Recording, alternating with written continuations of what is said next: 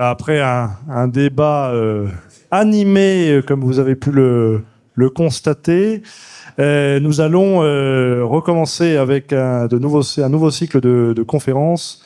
Dans un premier temps, d'intervention de partis politiques partenaires. Et donc, je vais laisser bientôt la parole et je vais laisser monter Monsieur Fadi Kassem du pôle de Renaissance communiste en France, le PRCF. Je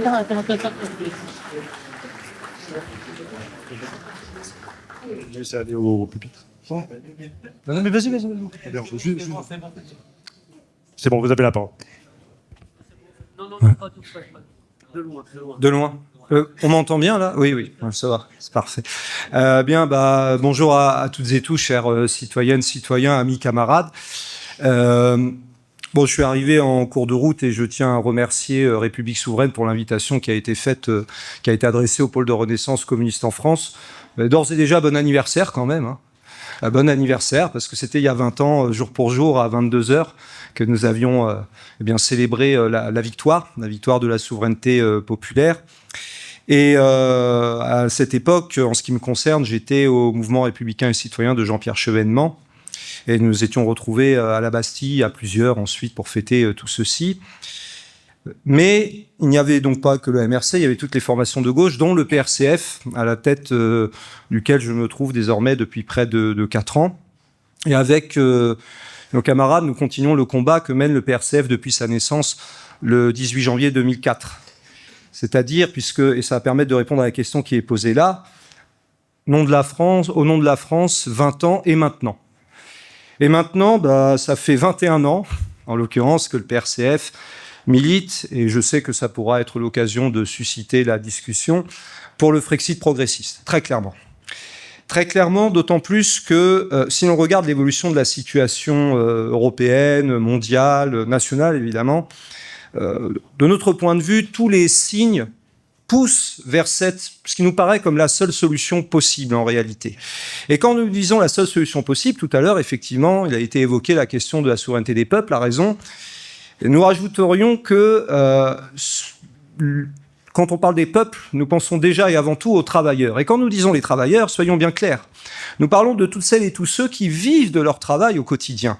Alors ça inclut bien entendu les salariés, les employés, mais aussi les petits artisans, les petits commerçants, les petits agriculteurs et paysans. Il suffit de voir d'ailleurs tout ce qui se passe en Europe en termes de destruction de la production agricole, des conditions de vie paysannes, etc., etc. Bref, c'est déjà tout ceci. Et puis, n'oublions pas également les ingénieurs, les cadres, les médecins, bref, tous ceux qui vivent de leur force de travail. Et pourquoi, plus que jamais, le Frexit progressiste nous paraît la seule solution possible ? Parce qu'il y a 4 domaines dans lesquels, finalement, la situation s'est considérablement dégradée et qui, dans le fond, forment un socle qui est d'ailleurs défendu, en réalité, notamment à République Souveraine, mais pas seulement. Premièrement, c'est plus que jamais d'actualité, la paix. La question de la paix, notamment sur le front de l'Est. Et il suffit de voir comment l'Union européenne, en réalité, pas depuis 20 ans, pas depuis 40 ans, mais au moins depuis 70 ans, au moins depuis le projet de communauté européenne de défense, c'est comme ça que ça s'appelle, est une machine à fabriquer la guerre, et face à des ennemis, réels ou fantasmés.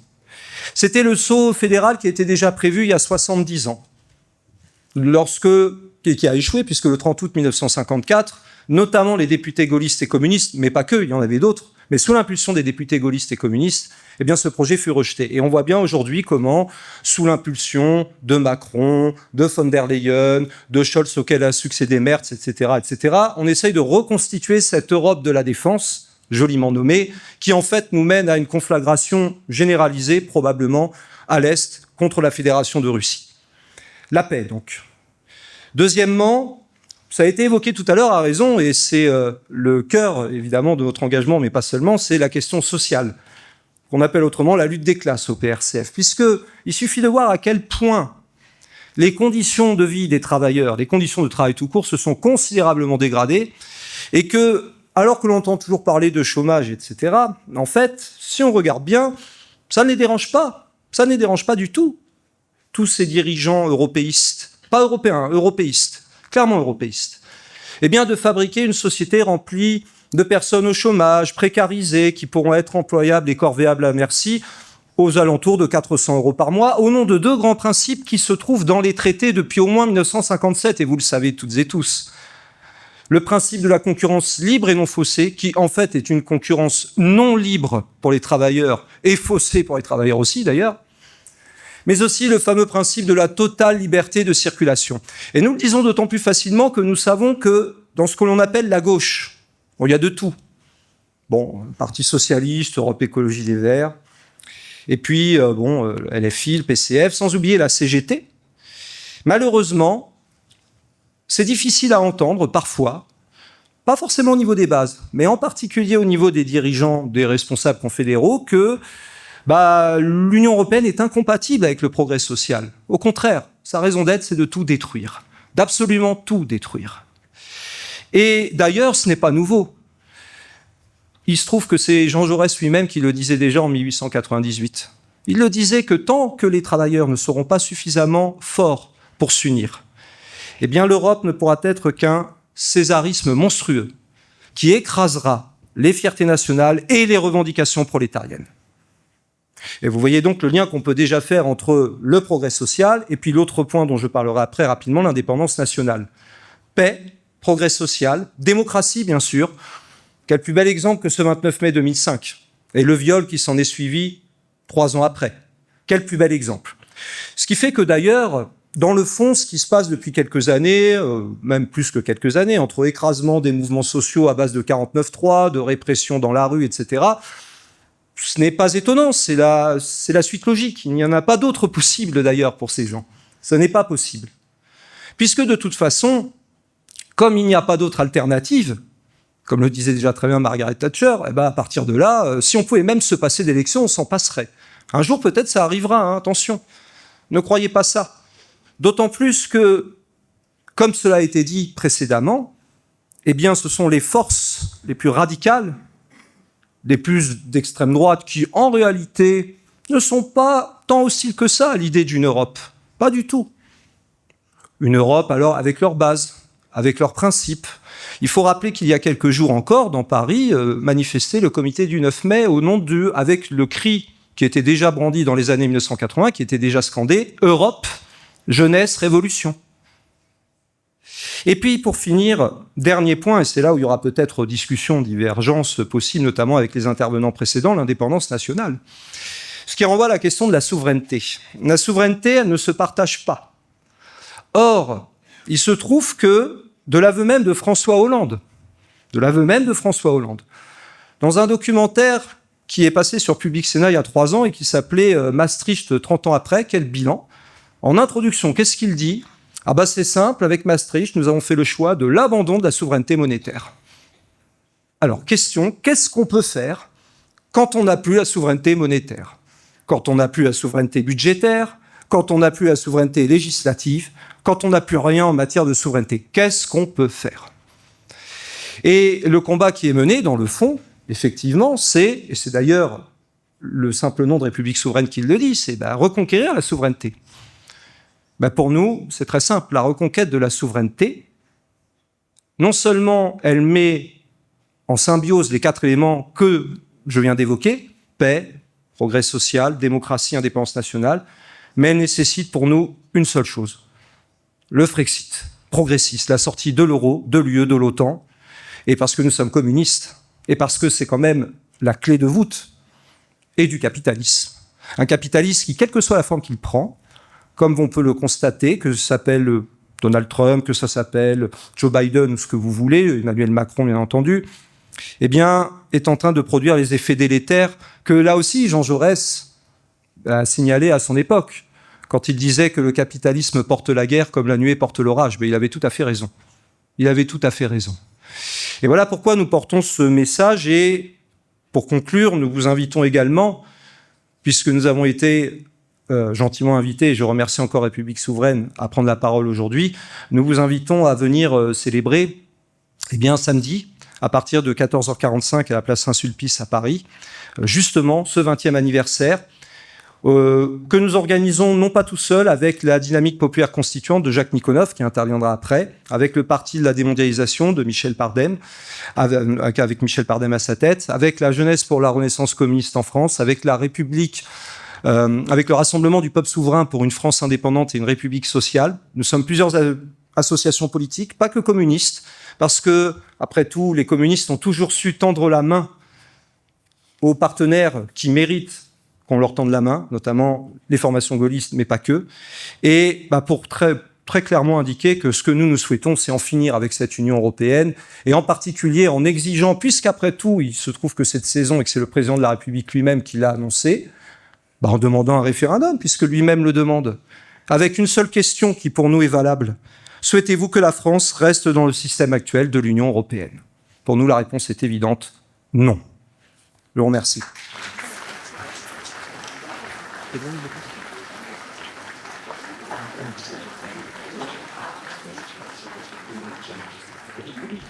Merci à vous, Fadi Kassem. Je vais maintenant appeler un autre partenaire politique, membre de l'engagement, Hyacinthe Paol-Antony et Madame Christelle Hellman, si vous voulez monter aussi, comme vous voulez. Hyacinthe Paol-Antony, vous êtes trésorier de l'engagement et délégué régional d'Île-de-France, voilà, qui représente l'engagement, le mouvement fondé par Arnaud Montebourg. Je vous laisse la parole. Tout à fait. Merci beaucoup. Bonjour à toutes et à tous. Chers amis, donc au nom de l'engagement, de son secrétaire général Vincent Guibert, qui s'excuse de ne pas être là aujourd'hui, de mes camarades Christelle Hellman et Dominique Charnacé, donc on remercie chaleureusement Georges Manovic et République Souveraine pour son invitation et surtout pour l'organisation de cette journée qui est symbolique. Donc c'est pas une paille, nous fêtons le 20e anniversaire du non au traité de constitution européen de 2005. Merci également Georges d'avoir réuni ici des mouvements républicains, des personnalités engagées, tout attachées à ce que la France a de plus précieux, en plus de son peuple, la souveraineté. Et ce n'est pas un vain mot, c'est pas un mot galvaudé. Le succès de l'événement, on peut le voir avec la qualité des débats et puis l'audience d'aujourd'hui, prouve une chose, de notre point de vue. C'est le mot longtemps marginalisé, galvaudé, vilipendé, la souveraineté semble de retour. Et on dira enfin. En 2005, je ne vais pas rappeler les chiffres, on gravite entre 54 et 55%, si on veut être puriste, de taux de rejet. Les Français ont dit non. Non à une Europe technocratique, non à la dilution des nations, non à une démocratie vidée de sa substance. À l'époque, les gens ont été traités de ringards, de populistes, voire de nationalistes. Alors que, en fait, les Français, et puis je pense nous tous dans la salle, pour ceux qui ont pu voter à cette époque, en fait, nous avions vu juste. Les gens étaient lucides, visionnaires, à certains égards, courageux. Nous aussi. Aujourd'hui, leur message, ce qu'on peut constater, ne résonne plus fort que jamais. On peut entendre dans tous les médias, dans tous les plateaux, le mot souveraineté à la mode. Alors, selon qu'on parle de souveraineté européenne, le concept, il faudra l'expliquer, ça n'existe pas. L'Europe n'est pas un État, mais également de souveraineté. On a accepté cette invitation parce qu'en fait, il nous semble important d'être là aujourd'hui, non pas pour nous satisfaire collectivement d'avoir eu raison trop tôt, d'avoir été avant-gardiste à certains égards par rapport aux européistes BA, mais effectivement, on est là aujourd'hui pour essayer de passer à l'action, collectivement. Et les débats qu'on a pu voir tout à l'heure, les idées qui étaient proposées sur différentes réformes constitutionnelles, etc., effectivement, nous invitent à aller dans ce sens-là. Aujourd'hui, on est dans une situation sans commune mesure. Face aux crises qui frappent notre pays, crise économique, sociale, géopolitique, démocratique, en fait, nous n'avons plus le luxe de l'aveuglement. On doit être pragmatique.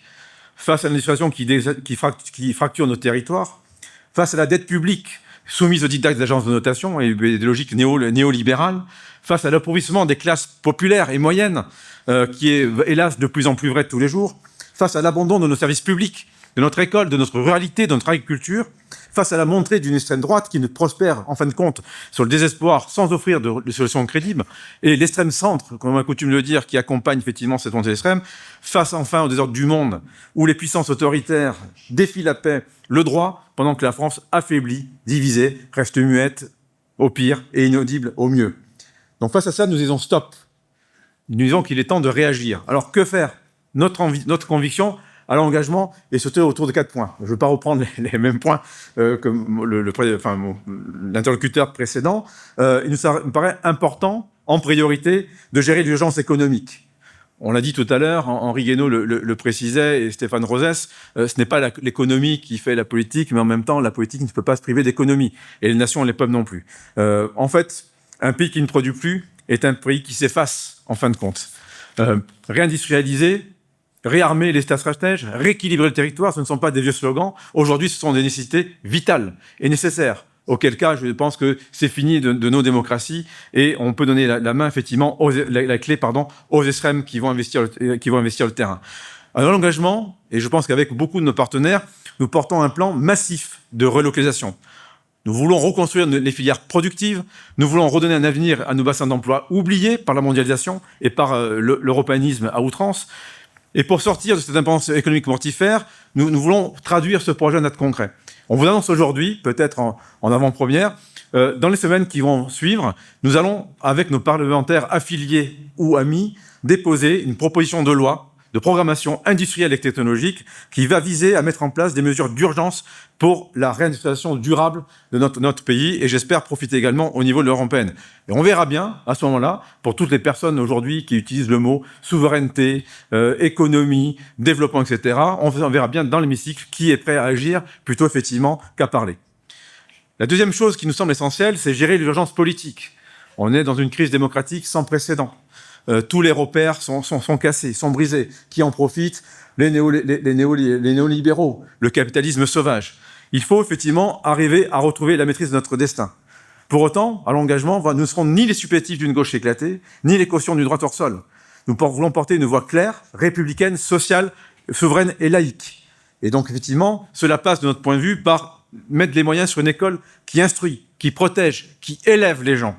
Des services publics réinvestis sur l'ensemble du territoire pour assurer effectivement un développement partagé et homogène. Nous voulons également traiter les sujets d'immigration régulée, humaine, avec des vrais moyens mis en place pour l'accueil des gens des lignes, les capacités à intégrer, voire assimiler, et tout ça au service de la cohésion nationale. Et enfin, nous voulons une laïcité ferme, sans adjectifs ni concessions. En fait, nous voulons un État respecté, des institutions solides, une République exemplaire. Et surtout, nous voulons rétablir, tu le disais tout à l'heure, la confiance du monde du travail dans la politique. Et le monde du travail, c'est avec un grand M et avec un grand T. Les salariés, les employés, les agriculteurs, tous les gens qui contribuent en fait au développement de l'appareil productif. Enfin, en troisième position, nous voulons réaffirmer et renforcer la République en assumant une ligne politique claire et cohérente au service du bien commun. Le bien commun qui est souvent oublié dans les discours de nos politiques et de nos élites, malheureusement. Pour cela, nous prenons effectivement une ligne socio-souverainiste, car la souveraineté sans justice sociale n'est qu'un slogan, et la justice sociale sans souveraineté est une illusion. Nous voulons progressistes sur l'écologie et les questions sociales, parce que le progrès n'a de sens que s'il est partagé et de manière partagée durable. Nous voulons également être rigoureux sur l'économie, dans une logique, selon un concept que nous avons théorisé, l'euro-keynésianisme, qui prône la relance de l'investissement public, la régulation de la finance, sans lâcher la maîtrise budgétaire. À cet égard, nous invitons à rencontrer nos experts, si vous le souhaitez, pour effectivement aller plus avant dans ce principe d'euro-keynésianisme. Et enfin, nous sommes intransigeants sur le régalien. La sécurité, la justice, l'autorité de l'État, parce qu'il n'y a pas de liberté sans ordre, pas de république sans les règles. L'Europe, on en parlait. En fait, comme Henri Guénaud le disait, on ne veut pas créer le chaos. Le choc sera sans précédent. On n'est pas forcément d'accord avec la ligne qui a été prônée précédemment, mais ce sont les plus précaires qui seraient touchés de plein fouet par ce chaos. En revanche, nous ne voulons pas d'un alignement atlantiste. Nous ne voulons pas d'une soumission à Bruxelles. Nous voulons défendre une Europe confédérale, respectueuse de la souveraineté des peuples, une Europe des coopérations et pas des fusions forcées. La France, pour nous, doit redevenir un acteur souverain, un pilier de l'équilibre mondial. La France doit peser, pas suivre, et nous sommes convaincus qu'elle doit conduire et non pas obéir. Parce qu'une France forte, dans une Europe forte, c'est également une France qui peut peser dans les politiques actuelles. Et quand on voit aujourd'hui les désordres internationaux, que ce soit effectivement la guerre au Moyen-Orient, excusez-moi pour le lapsus, la guerre en Ukraine, ou effectivement la tentative souverainiste d'empire en Chine avec Taïwan, ou encore américain, il faut effectivement que la France puisse retrouver des marges de manœuvre, et rien que telles que la souveraineté pour aller de l'avant. Alors, comment réussir par rapport à tout ça? Eh ben, je crois qu'effectivement, le rassemblement, c'est le maître mot. Et donc, encore merci, Georges, pour cette journée. Nous voulons effectivement œuvrer à un rassemblement des forces républicaines, laïques, sociales, souverainistes, qu'elles viennent de la droite ou de la gauche, parce qu'en fin de compte, on partage un même socle de valeurs, pour construire ensemble un nouveau contrat politique, pour proposer effectivement au peuple français, aux citoyens et citoyens, effectivement, une perspective positive et donner effectivement, je dirais, du baume au cœur et une perspective de développement. Mais soyons clairs, nous ne voulons aucune alliance avec les extrêmes, quels qu'ils soient, aucune compromission non plus avec ceux qui ont tourné le monde du travail. Alors, chers amis, pour conclure, nous faisons le vœu que ce 29 mai 2025 ne soit pas une simple date dans le calendrier. On pense que ça doit devenir un point de départ, un moment de bascule, un moment de relance politique. Nous pensons que l'heure n'est plus aux postures, ni aux promesses creuses. L'heure est à l'engagement, excusez-nous, mais au vrai, pour tout le monde. Un engagement pour ceux qui regardent la France en face, pour ceux qui refusent le fatalisme, qui croient encore à notre capacité collective de rebondir, de se réinventer et de redresser. Et en fait, ce combat, on se propose de le mener avec vous dans des logiques d'alliance. Le combat, c'est le nôtre, c'est le vôtre. Ensemble, en fait, nous appelons à être, je dirais, au rendez-vous et soyons à la hauteur des défis qui sont devant nous. Merci beaucoup pour votre attention.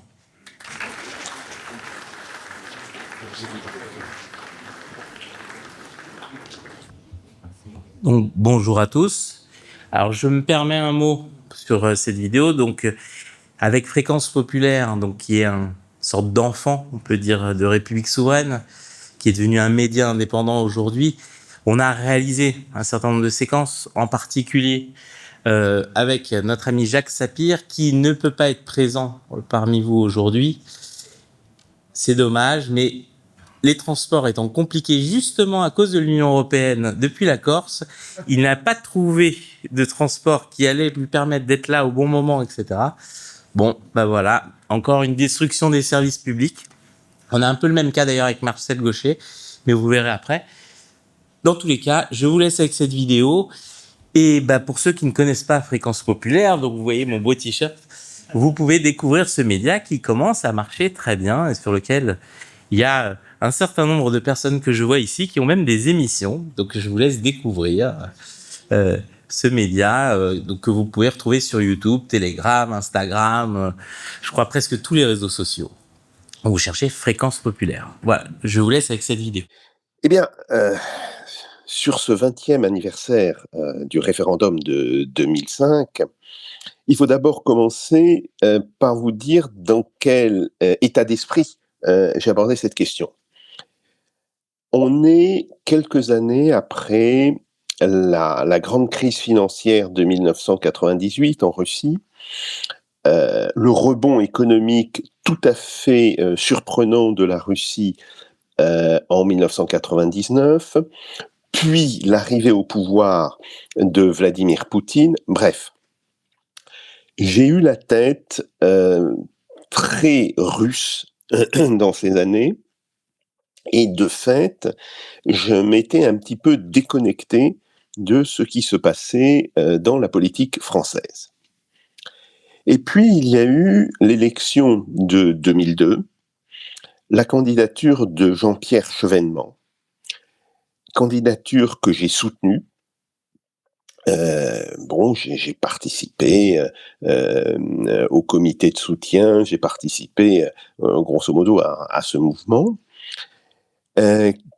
Candidature qui m'a laissé un arrière-goût d'amertume, d'ailleurs, un petit peu comme Guy Bois, dont je conseille le livre sur la démondialisation qu'il avait écrit en fait dans la suite de cette candidature, parce que je trouvais que Jean-Pierre Chevènement n'était pas allé assez loin, n'avait pas réussi à enjamber le fleuve qui sépare les deux rives et à réellement serrer la main de ce qu'on appelle les souverainistes de l'autre rive. Bien.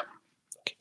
Par ailleurs, son comportement très opportuniste au moment des élections législatives m'avait assez écœuré parce que, si vous voulez, je pense que en politique, on ne doit pas avoir d'amis.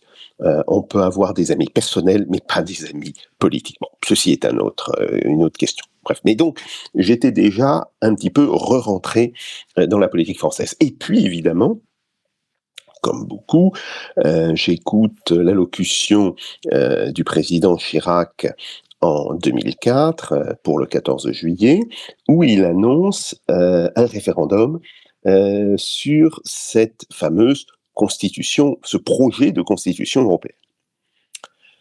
Et là, je me dis, et je pense que je n'ai pas été le seul, ça va être plié, pas de beaucoup, mais ça va être grosso modo plié, ça va passer du genre 51-49, un petit peu comme était passé le traité de Maastricht.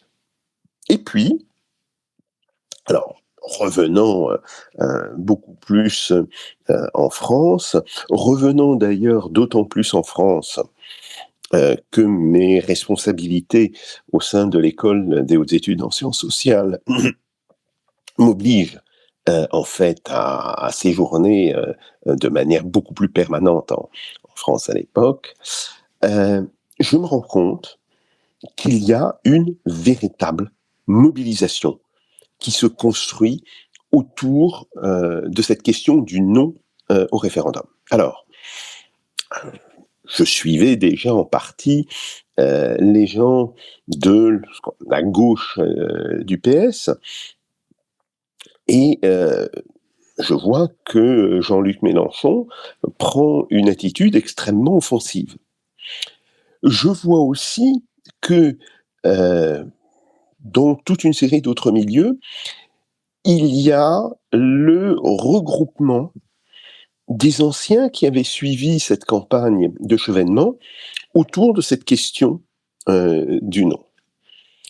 Et là, se produit quelque chose qui, pour moi, était assez inattendu. Alors, peut-être que ce n'était inattendu que parce que je m'étais beaucoup occupé de la Russie les années précédentes. Je ne prétends pas du tout avoir été un excellent marqueur quant à la politique française, mais on retrouve à ce moment-là à la fois des anciens souverainistes, des gens qui viennent d'ailleurs, pour certains, beaucoup de l'extrême gauche. Je veux là saluer un vieil ami et un collègue qui est décédé depuis, François Gaudu, dont vraiment l'importance dans cette dans cette mobilisation a été non négligeable. J'y retrouve des anciens camarades de ma période gauchiste, en particulier François Morvan, qui appartenait comme moi à l'organisation communiste Révolution, et qui, tout professeur d'oncologie qu'il est, s'engage de manière extrêmement importante dans cette mobilisation. Donc voilà, il y a quelque chose qui est en train de se passer et qui permet à cette génération-là de faire le lien avec une génération beaucoup plus jeune. Et d'une certaine manière, je pense que l'importance de cette mobilisation, ce n'est pas seulement qu'elle ait abouti à permettre que le non ait une franche majorité, parce que 55%, c'est pas 50,5%. Il faut faire attention, l'écart entre les partisans du non et les partisans du oui était considérable, beaucoup plus qu'il ne l'avait été dans l'autre sens au moment du traité de Maastricht, mais parce que dans cette mobilisation se construit une forme d'alliance avec des gens très divers, mais qui ont tous compris d'une certaine manière le désastre qu'aurait été, évidemment, un vote oui, qu'aurait été la validation par référendum de ce projet de constitution. Alors, évidemment, après, il y a, je dirais, ce que j'appellerais la trahison, avec un grand T. Cette trahison qui est le fait à la fois de la fraction européiste de l'ancienne UMP, bon, donc de Sarkozy et des socialistes, qui vont s'entendre pour faire voter les résultats du traité de Lisbonne lors d'un vote du Congrès, et donc en contournant de cette manière-là le résultat du référendum. Bien. Ceci en dit déjà très long à l'époque sur cette espèce de nouveau centre qui se constitue dans la politique française et que l'on verra à l'œuvre par la suite, en particulier avec l'élection de Macron en 2017 et l'autre en 2022. Bien. Mais je pense que à ce moment-là, beaucoup de gens ont compris que le problème de ce traité constitutionnel, il était à la fois politique et économique. Alors il était politique, c'est peut-être la question essentielle, parce qu'il mettait de fait la France en état de soumission par rapport aux autorités de Bruxelles. Et cette soumission, c'est évidemment la meilleure garantie que la France ne puisse pas prendre de mesures politiques qui seraient pourtant nécessaires, mais qui iraient largement contre les intérêts alors, je n'ose pas dire des Bruxellois, parce que les Bruxellois réels, les habitants de Bruxelles, sont des gens fort sympathiques et fort accueillants. Alors je dirais des Bruxellites, de cette élite qui se construit autour des institutions européennes de Bruxelles. Mais il y a aussi la question économique. On voit bien dans cette question économique, en particulier autour de la question de l'euro, dont on pouvait déjà commencer à faire un premier bilan, même si les effets négatifs de l'euro ne s'étaient pas pleinement déployés, que tout ceci aboutit à un désastre pour l'industrie française. Alors je ne dis pas que l'euro est la seule cause de la désindustrialisation française. Il y en a une autre, c'est très certainement ce qu'on appelle le marché unique, mais l'euro est à l'évidence la cause majeure de cette désindustrialisation.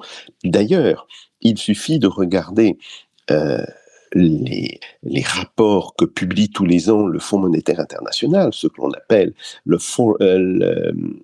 Foreign Sector Report, pour voir que la surévaluation en termes de taux de change réel, de taux de change effectif réel, par rapport à l'euro et surtout par rapport à des pays comme l'Allemagne, les Pays-Bas, etc., de l'économie française, est très importante. Elle est entre 15 et 25%. Et on voit que avec ce type de surévaluation, eh bien très nettement, la France ne peut plus avoir d'industrie.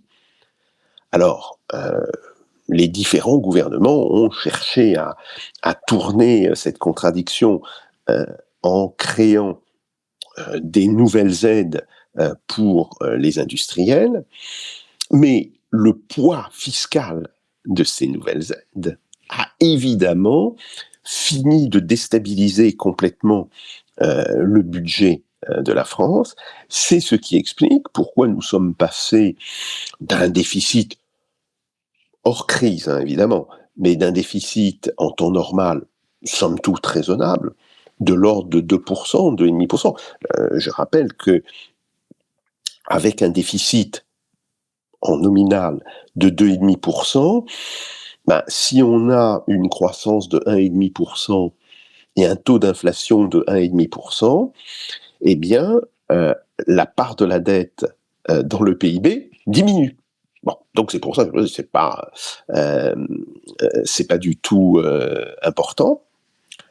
Mais là, au contraire, on est monté 3, 3,5, 4, 4,5, etc., etc. Et on arrive à la situation actuelle où on a probablement entre 60 et 80 milliards d'euros donc d'aide aux entreprises dans le budget. Autrement dit, quelque chose qui n'est pas loin de 3% du PIB. Et effectivement, si on a un déficit budgétaire de 5,5%, dont 3% sont dus à des mesures compensatoires qu'il faut prendre pour maintenir à l'industrie française sa tête hors de l'eau et encore, eh bien on voit que ça veut dire que le déficit structurel français n'est en réalité que de 2 ou de 2,5%. Et donc, d'une certaine manière, on voit que l'euro et l'ensemble des institutions qui ont été mises en place par l'Union européenne nous ont offert cette espèce de choix cornélien entre soit perdre complètement notre industrie et la perdre très vite, soit voir notre déficit budgétaire gonfler sans arrêt. Et donc aujourd'hui, c'est un problème qui est évidemment l'un des problèmes centraux de l'économie française actuellement. Après, pour revenir sur la question politique, on a un autre problème, qui est le fait que finalement, les diverses forces politiques se sont ralliées à cette fameuse trahison de 2007-2008. Alors la première qui l'est faite, c'est le Rassemblement national, l'ex-Front national, dont le ralliement s'est fait en 2 temps. Un premier temps dans la campagne électorale présidentielle de 2017, où Marine Le Pen et Nicolas Dupont-Aignan d'ailleurs, dont la responsabilité est très loin d'être négligeable sur cette question, commence à dire oui, mais en fait, il faudrait une troisième monnaie sur des sujets qu'ils ne maîtrisent absolument pas, ni l'un ni l'autre. Hein, il faut le dire. Ils cherchent une forme de solution politique qui aboutit en réalité à faire accepter l'euro et faire accepter les mesures de l'Union européenne par le Rassemblement national. Mais le même phénomène se produit au niveau de ce qu'on va appeler les Insoumis. Je rappelle qu'à l'époque, ils ne s'appellent pas les Insoumis, ils s'appellent le Parti de gauche, bien, qui avait d'abord eu des positions extrêmement précises sur la question économique et sur la question institutionnelle lors de la campagne de Jean-Luc Mélenchon en 2012. Et là, je peux en parler, je dirais, avec quelques qualités pour le faire, puisque j'ai très largement participé avec Jacques Généreux et dans une discussion constante avec Jacques Généreux à l'écriture de la partie économique du programme de Jean-Luc Mélenchon. Donc, on était parti sur cette lignée-là. Et à partir de 2018, on voit que Jean-Luc Mélenchon et un petit groupe de dirigeants autour de lui vont commencer à aborder un virage qui va les amener en fait à se rallier à la trahison de 2007-2008. Et c'est le virage qui a conduit d'ailleurs à l'exclusion de toute une série de dirigeants. Georges Kuzmanovic en est un, mais il y en a d'autres. Il y a François Koch, en particulier, François Koch, que j'ai connu par le biais de ma femme, parce qu'il était le responsable des questions d'enseignement et qu'il travaillait par ailleurs de manière assez harmonieuse avec les gens de l'association des professeurs d'histoire-géographie, dont ma femme était la secrétaire générale à l'époque. Bon, donc voilà, il y a tout cela, et ce qui fait qu'aujourd'hui, on a des élections européennes l'année dernière, et la position de la LFI tient en un mot, Gaza. Alors je ne dis pas que il ne fallait pas parler de Gaza. Il fallait bien entendu en parler. Ce qui se passe là-bas est absolument insoutenable, bien. Mais de là à en faire l'axe central de cette campagne, au détriment de toute critique réelle de fond sur les institutions européennes, telles qu'elles fonctionnent aujourd'hui et telles qu'elles ont continué de dériver, parce que nous ne sommes plus dans la situation post-traité de Lisbonne, à travers tout d'abord la crise de 2008-2010, puis la crise de la Covid, il y a eu un renforcement considérable des ambitions fédérales que l'on voit aujourd'hui à l'œuvre dans la politique très violemment anti-russe que mène la Commission de Bruxelles. Donc là, oui, il y a un énorme problème, ce qui me fait penser que on ne pourra réellement refaire émerger une position politique qui soit une position politique souverainiste que sur les décombres de ces partis, en espérant que certains de ces décombres soient suffisamment importants pour exister en eux-mêmes et pour qu'ils puissent, par ailleurs, à travers des formules de coordination qui ne sont pas impossibles à envisager, refonder ce camp souverainiste qui a été majoritaire dans notre pays et qui le reste. Voilà, c'est le bilan, bien sûr amer,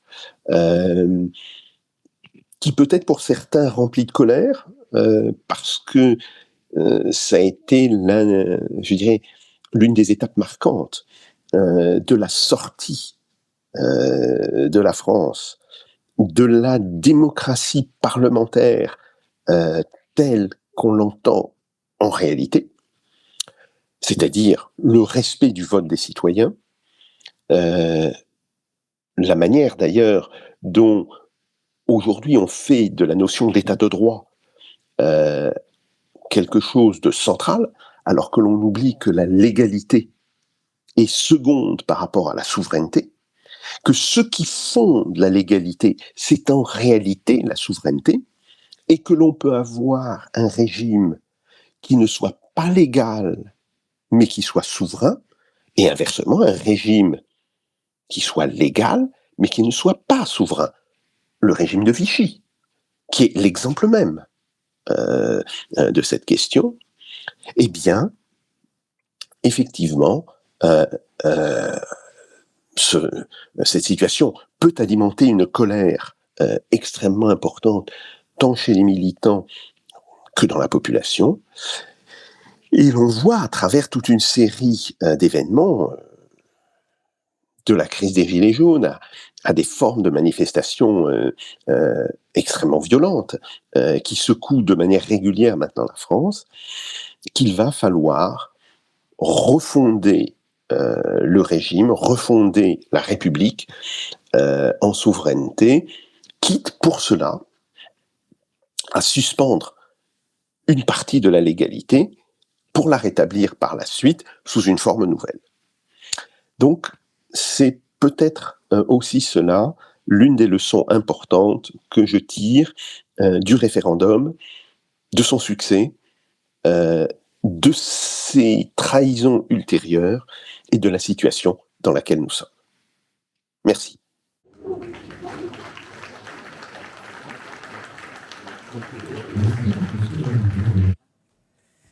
Merci beaucoup. Alors, pour ceux qui sont curieux, la vidéo donc de Jacques Sapir que vous venez de voir fait partie d'un entretien plus long qui sortira sur notre chaîne, donc probablement d'ici ce week-end. Et donc, pour ceux qui sont curieux d'en savoir plus, donc les émissions Économie souveraine sur Fréquence Populaire de Jacques Sapir. Et donc, je laisse la parole à Jessie.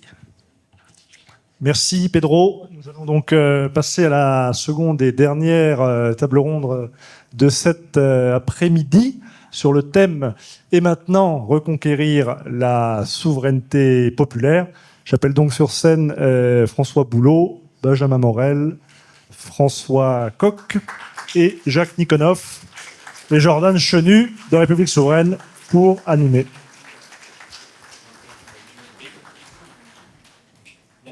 Bonjour à tous. Donc je me présente, moi c'est Jordan Chenu. Je suis responsable local en Savoie pour République Souveraine et référent pour les questions éducation nationale. Et donc aujourd'hui, je me tiens ici pour animer ce débat sur la question de la reconquête de la souveraineté populaire, en tout cas de manière pratique sur le terrain. On va essayer de sortir un peu de la théorie, même si elle est nécessaire, pour essayer de voir maintenant qu'est-ce qu'on fait. Voilà. Donc à mes côtés, François Boulot. Vous êtes ancien avocat, notamment figure des Gilets jaunes, où vous avez milité face à la montée de la violence sur les Gilets jaunes. Vous les avez défendus avec courage. Et vous avez écrit de nombreux ouvrages, dont notamment vous avez participé à l'ouvrage Le temps constituant, qui est en vente dans la salle juste à côté. Jacques Nikonov. Oui, on veut l'applaudir.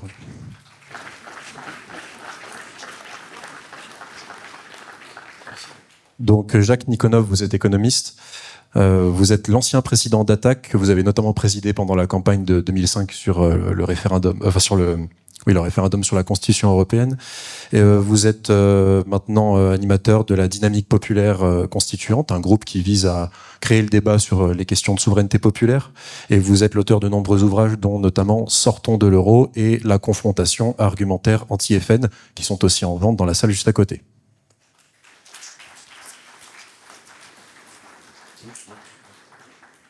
Benjamin Morel, vous êtes maître de conférence à Paris Panthéon-Assas, vous êtes constitutionnaliste, vous vous êtes fait notamment remarquer ces dernières années sur vos analyses de la vie politique française, et vous êtes vous aussi l'auteur d'ouvrages, dont notamment paru récemment Le nouveau régime ou l'impossible parlementarisme, qui est en vente juste à côté, aux éditions Passé Composé.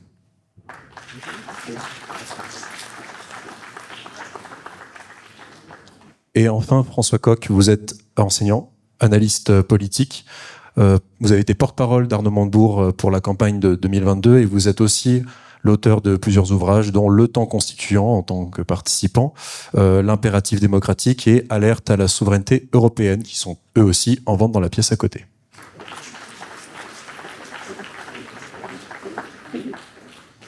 Alors, j'aurais aimé commencer ce débat avec vous, François Boulot, puisque j'aimerais qu'on commence par parler des Gilets jaunes.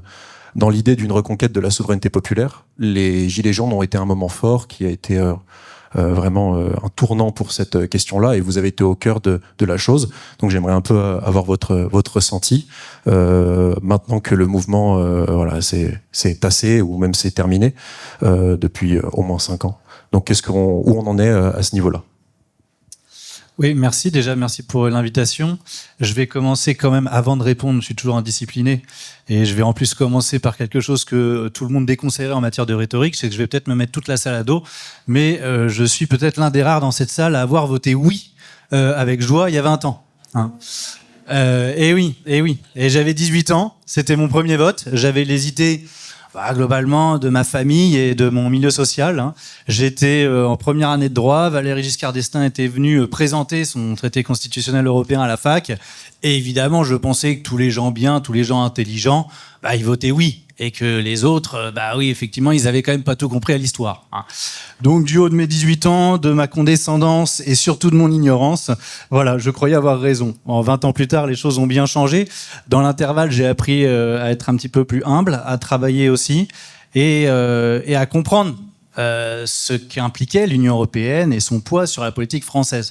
Pourquoi j'ai commencé par là? C'est parce que globalement, quand même, on va essayer de répondre à la question de quoi faire maintenant, comment créer un basculement, comment essayer de prendre le pouvoir, comment essayer de retrouver la souveraineté.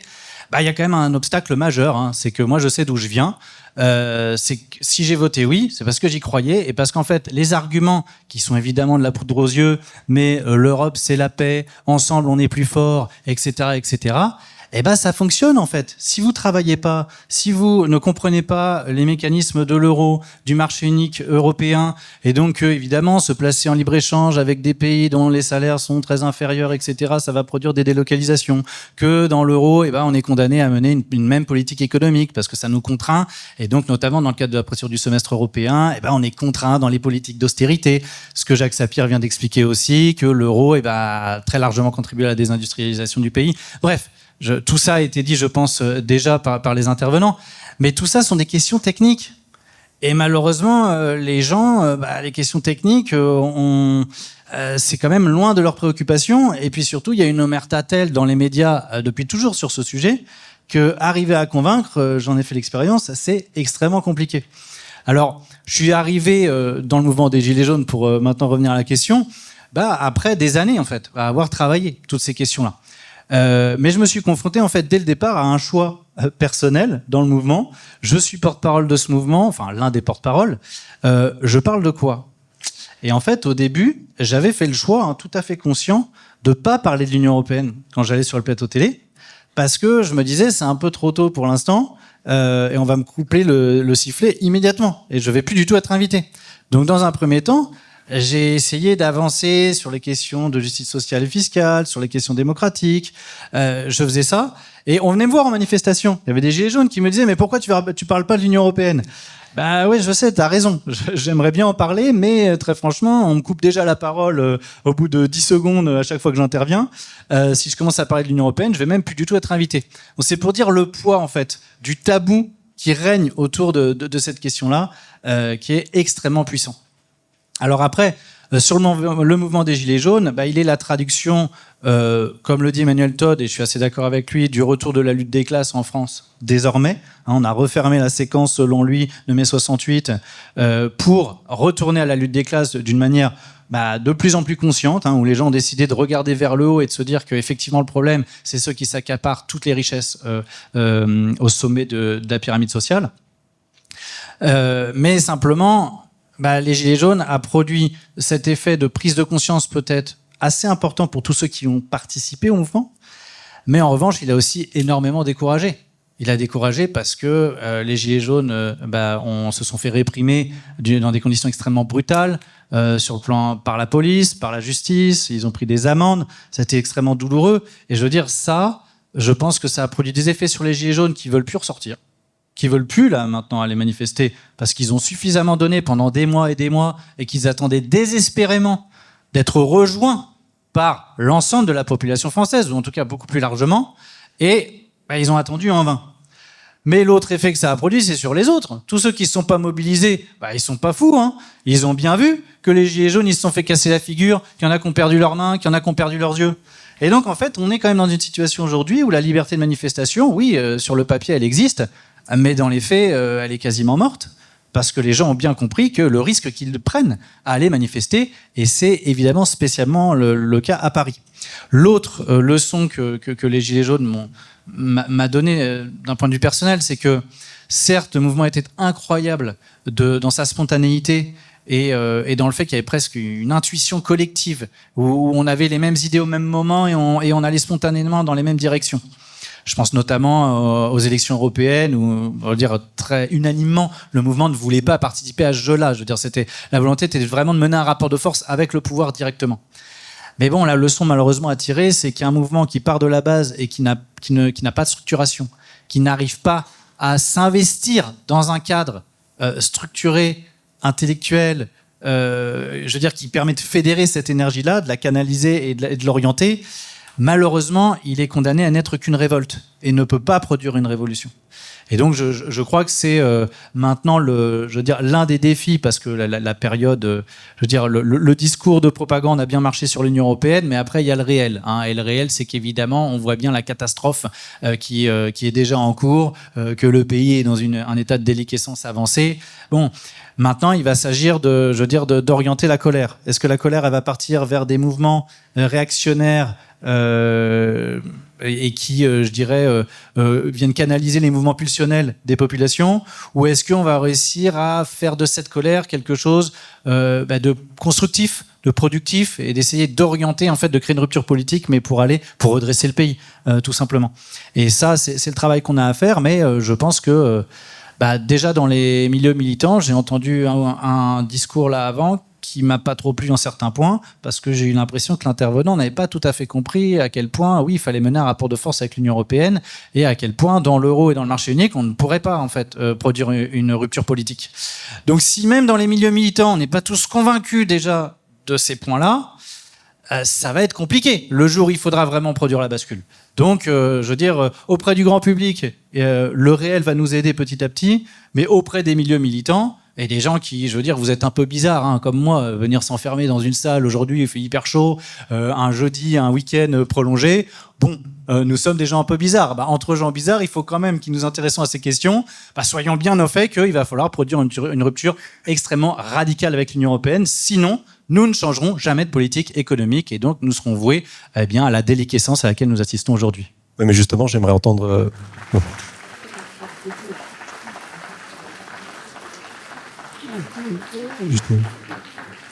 J'aimerais bien vous entendre, justement, Benjamin Morel, sur cette question, puisque on est donc, d'après ce que vous dites, face à une omerta sur l'Union européenne, face à une violence sur les manifestants qui s'est aggravée. Sur le spectre politique, quelle place pour la souveraineté populaire, ou pour le combat pour la souveraineté populaire ? Alors, c'est une question qui n'est pas tout à fait simple. Vous savez, les médias ont un mot quand vous parlez des sujets européens, ils vous disent « c'est pas concernant ». En d'autres termes, ça n'intéresse pas les gens, en fait. Alors, j'entends en effet le fait qu'il y ait une forme d'omerta, mais la plupart du temps, ça buzz pas. La plupart du temps, c'est simplement que ça fait pas de l'audimat. Et donc, pour une formation politique, je dirais qu'il y a deux grands problèmes quand vous vous positionnez sur les questions européennes. Le premier problème, c'est que vous n'allez pas forcément attirer la visibilité des médias. En gros, si vous parlez insécurité, immigration, on va vous tendre un micro, même si vous êtes groupusculaire. En revanche, si vous parlez Union européenne, c'est trop complexe, c'est trop intellectuel, et donc à partir de là, on n'en parle pas. Le deuxième élément, c'est que si vous commencez à vous positionner sur une logique qui va être une logique de rupture avec l'Union européenne, vous devenez anxiogène. Étant donné que, et ça a bien été évoqué, l'Europe, c'est la paix, l'amour, les bisounours, et qu'à partir de là, une fois que nous aurons tous construit avec nos petites mains des arcs-en-ciel de bonheur, l'Union européenne se fera, c'est promis, c'est juré. Et donc, dès le moment où vous êtes anxiogène, par définition, soit vous êtes qualifié d'extrémiste, d'extrême droite, soit on considère que, au fond, vous allez effrayer le bourgeois. Et donc, pour aujourd'hui les formations politiques, parler d'Union européenne et parler de façon critique de l'Europe n'est pas rentable politiquement. D'où le fait que, au-delà des questions dont on pourra parler concernant le revirement de certaines formations politiques, pour ces formations politiques, mieux vaut apparaître comme mettant au second plan, voire même au troisième plan, la problématique européenne. Et en même temps, elle s'impose. Elle s'impose fondamentalement parce que quand la droite parle d'immigration, je me suis amusé, il y a 2 ans pour les élections présidentielles, une journaliste du Figaro m'appelle. Elle me dit « Monsieur Morel, j'aimerais qu'en juriste, on regarde les programmes des 3 grands candidats de droite, Éric Zemmour, Marine Le Pen et Valérie Pécresse, sur les sujets d'immigration et qu'on analyse leur faisabilité. » Neutralité axiologique, sans même faire valoir un quelconque biais, je me dis très bien, on va analyser ça.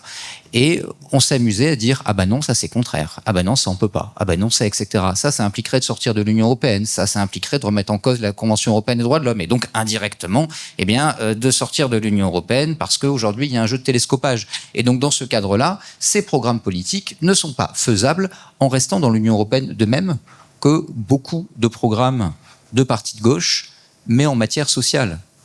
Et donc, ce faisant, l'Union européenne revient par la fenêtre.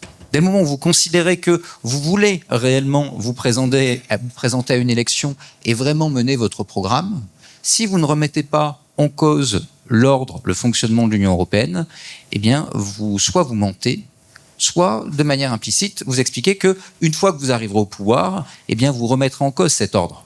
En règle générale, eh bien, c'est souvent que vous promettez monts et merveilles, mais que vous ne comptez pas aller au bout de la logique. Et que donc, ce faisant, votre programme en la matière ne tient pas debout, ou il tient debout parce que vous considérez que potentiellement on va changer l'Europe de l'intérieur, ce qui, pour des raisons purement pragmatiques, mais je pense que vous avez tout ça en tête, n'est pas vraiment possible. Hein, je veux dire, l'unanimité des États membres pour changer les traités, dont Malte, sur les sujets fondamentaux, ce n'est pas jouable, ce n'est pas faisable. Alors on peut toujours évoluer, on peut toujours faire des coopérations renforcées sur tel ou tel élément, mais fondamentalement, l'architecture globale des traités est très difficile à réformer et implique un rapport de force politique qui est un rapport de force politique qui est extrêmement compliqué à mettre en place. Et donc, ce faisant, lorsque vous dites on va arriver au pouvoir, que ce soit pour la droite concernant les questions d'immigration, de sécurité, ou pour la gauche pour les questions sociales, en changeant l'Europe de l'intérieur, en fait, vous ne promettez rien sinon de la déception. Et donc, au fond, il y a, je dirais là-dessus, pour conclure, une forme d'ambiguïté.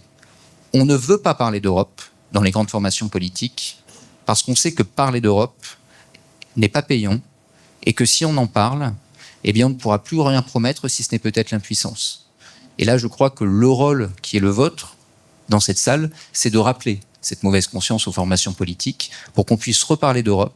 Parce qu'aujourd'hui, la vraie crise de la démocratie, il y a une crise de la représentativité, on pourrait y revenir. Mais dans la notion de représentation, il n'y a pas qu'être représentatif de. La représentation, c'est pas le ressembler uniquement à. La représentation, c'est également l'agir au nom d'eux. Et l'agir efficacement au nom d'eux. Si l'État ne peut pas, s'il n'y a pas de capacité d'action du politique sur le réel, à ce moment-là, la politique ne sert à rien.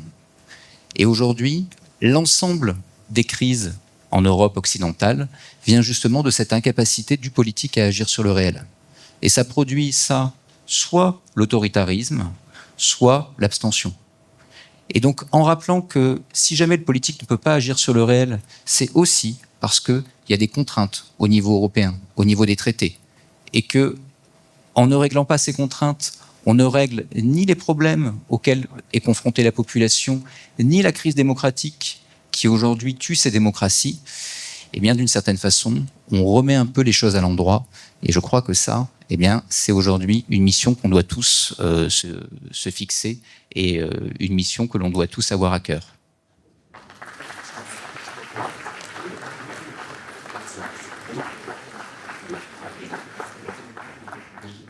Alors vient la question épineuse de l'euro. Jacques Nikonov, vous êtes assez spécialiste du sujet.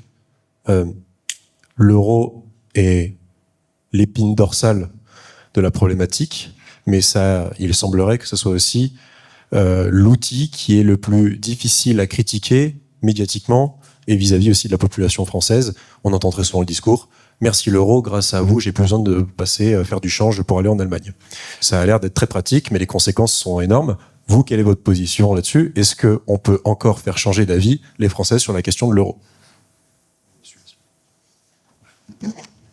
Oui, les véritables spécialistes sont les centaines de millions d'ouvriers licenciés de leurs entreprises grâce à l'euro.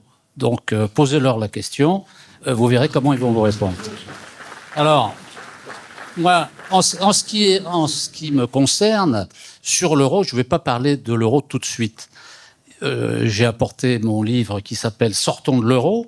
J'invite les personnes intéressées à le lire. C'est vrai que c'est un peu technique, mais il faut se confronter à cette réalité juridique, économique, si on veut la maîtriser.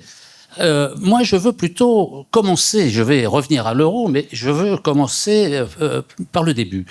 Et le début, c'est en 2005, le rôle d'attaque qui est, tout le monde le sait, tout le monde le reconnaît, qui a été décisif pour la victoire du non. Et en tant que président, à l'époque, j'étais évidemment en première ligne. Et donc, je veux dire deux mots sur l'analyse que l'on peut faire de cette victoire. Une victoire ambiguë et une victoire feu de paille. Alors, d'abord, je pense qu'il faut reconnaître qu'il y a eu des aspects positifs que je vais développer très rapidement et des aspects négatifs. Force est de constater qu'il n'est pas possible de se poser des questions simples et d'avoir des réponses simples comme pourquoi on a gagné, pourquoi cette victoire a été un feu de paille, qu'est-ce qui a été négatif dans cette campagne, comment peut-on reproduire les aspects positifs aujourd'hui adaptés à la situation à partir de l'expérience pratique que nous avons vécue, comment peut-on éviter les aspects négatifs. Enfin, c'est des questions de logique.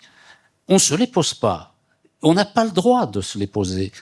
Parce qu'il y a eu un accord, c'est l'accord de la trahison, c'est le caractère feu de paille de cette victoire, puisque 3 ans après, on l'a déjà dit, il y a eu ce que la constitutionnaliste Anne-Marie Le Pourriette appelle le double coup d'État parlementaire, en février 2008, qui a annulé le résultat du référendum.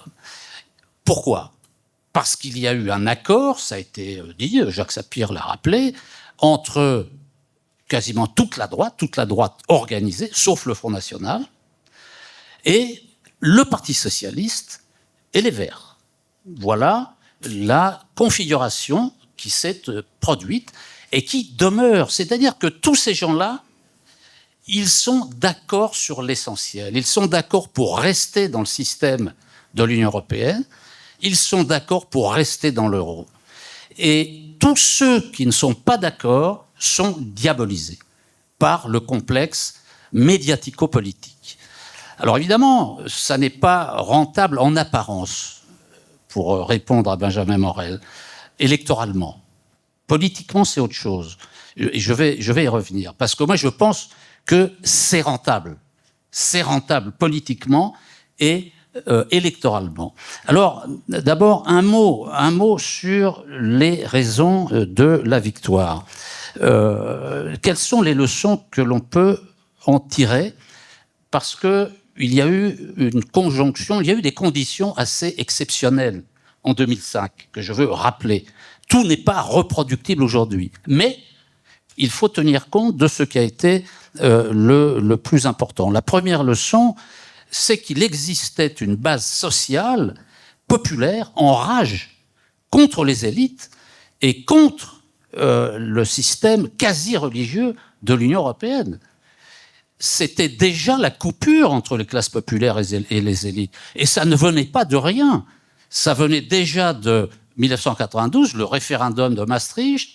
Ça venait du 2e tour de l'élection de 2002. Ça venait des grandes luttes de 1995. Enfin, il y a un continuum.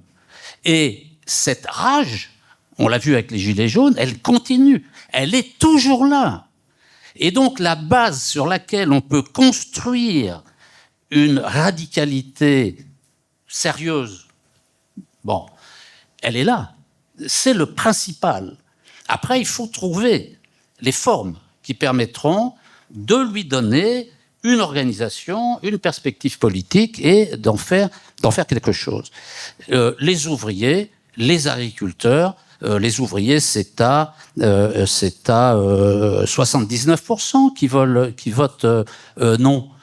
Et on voit la coupure se fait sur le plan des catégories sociales, elle se fait sur le plan géographique. Les petites villes votent beaucoup plus pour le non que dans les grandes villes, où il y a la concentration des bobos.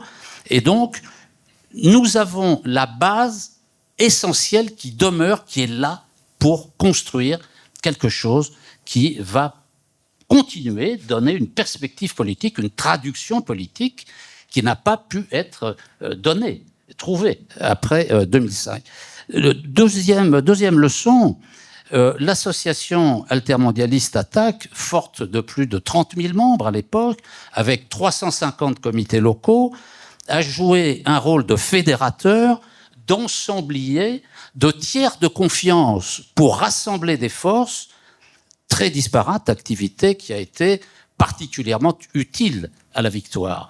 Eh bien, cet aspect pratique des choses est tout à fait essentiel. On l'a vu au moment des Gilets jaunes, l'absence de plateforme comme cela, avec un élément, j'insiste sur l'aspect tiers de confiance, parce que Attac faisait de l'éducation populaire, n'avait pas vocation à devenir un parti politique.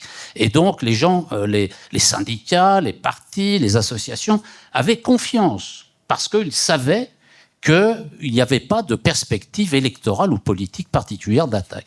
Donc, le fait de trouver un système d'alliance à partir d'un pivot qui soit un tiers de confiance est quelque chose dans la pratique politique, dans notre pratique politique, qui doit être absolument recherché. Dans ce cadre, il y a eu une production intellectuelle d'ampleur tout à fait inédite. Et je pense que c'est un deuxième facteur. Si on veut gagner des batailles, il faut mener une activité intellectuelle, il faut produire, il faut faire des analyses, il faut faire des propositions et il faut les soumettre au débat. Et donc ça, c'est la troisième leçon. Malgré le déluge médiatique en faveur du oui, la preuve a été administrée en 2005 qu'on pouvait les battre. Parce qu'il y avait déjà cette structure de rassemblement, d'alliance, parce qu'il y avait cette production intellectuelle et parce qu'il y avait des comités locaux, alors Attac pour l'essentiel, qui permettaient de rassembler sur le plan local des foules immenses. Vous avez peut-être participé à des meetings à l'époque, mais Michel de Sède me disait, j'y étais pas, mais elle y était, le comité local d'Attac à Aulnay-sous-Bois rassemble 1000 personnes. Moi, j'ai fait des meetings à Nantes, à Bordeaux, à Rouen, etc. Il n'y avait jamais moins de 1000 personnes. C'était 1000, 2000, 3000 personnes. C'était un enthousiasme absolument inédit, phénoménal. Alors, est-ce qu'on peut retrouver tout cela si on recrée les conditions et si politiquement il y a une possibilité de déboucher? Oui, on pourra refaire. Alors, quatrième leçon, et ce sera l'avant-dernière, en 2 mots, l'aspect politique. La quatrième leçon, c'est lorsque les enjeux politiques sont importants, que le débat est aussi contradictoire qu'argumenté, que de larges alliances mènent campagne et que les électeurs savent que leur vote sera pris en compte, ils se mobilisent. Ils ne se mobilisent plus parce qu'on n'a pas tenu compte de leur vote. Or, un référendum, a priori, on ne savait pas qu'on pouvait annuler un référendum à l'époque. Et donc, les citoyens, sachant que leur voix va compter et qu'ils ne seront pas trahis comme tous les programmes politiques des années précédentes, des décennies précédentes, eh bien, ils se mobilisent parce que le vote sera pris en compte. Et donc, ça donne une indication sur la nécessité d'avoir recours au référendum, dans certaines conditions. J'espère avoir un peu de temps pour reparler de cette question tout à l'heure. Je termine sur les aspects. Alors, un cinquième point, quand même, c'est l'ambiguïté du mot d'ordre d'Attac et des autres organisations et de beaucoup de gens qui ont suivi. Le mot d'ordre d'Attac, c'était au nom de l'Europe, je vote non. Ça fait écho quand Stéphane Rosès a parlé de la distinction nécessaire à faire que nous faisons depuis des décennies entre l'Europe, notion géographique, et le système de l'Union européenne, système politique. Évidemment, c'est pas la même chose. Donc, avec ce mot d'ordre, on disait oui à l'Europe, non au système de l'Union européenne. Ça a été bien perçu, ça permettait de ratisser large. Mais, c'est en cela qu'il y avait un petit ver dans le fruit, c'est que on ne portait pas, je vais en parler tout à l'heure, mais en tout cas, ça a permis de rassembler. C'était un point, il fallait rassembler électoralement. On l'a fait avec ce mot d'ordre. En 2 mots, les aspects négatifs. Les aspects négatifs, c'est l'essentiel pour moi, c'est que cette campagne du non n'a pas été accompagnée d'une analyse politique homogène, globale, offrant des perspectives au-delà du seul rejet du TCE. C'est pour moi la raison de l'échec. Et qui explique d'ailleurs le fait que, en février 2008, quand il y a eu le coup d'État parlementaire, il n'y a pas eu de réaction. C'est passé comme une lettre à la poste.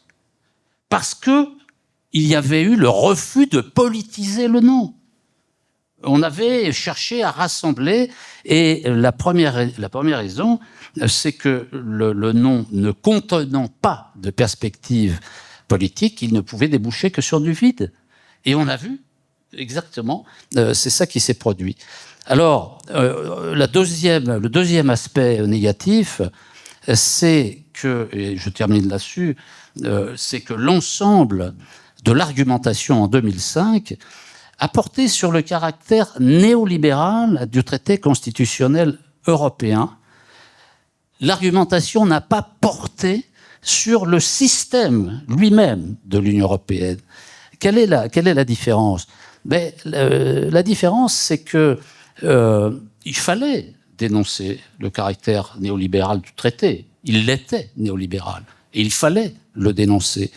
Nous l'avons fait, mais nous avons inconsciemment, pour la plupart d'entre nous, je me rappelle qu'à l'époque, je ne m'étais pas posé la question en ces termes. C'est avec le recul que je m'aperçois que nous avons fait une erreur.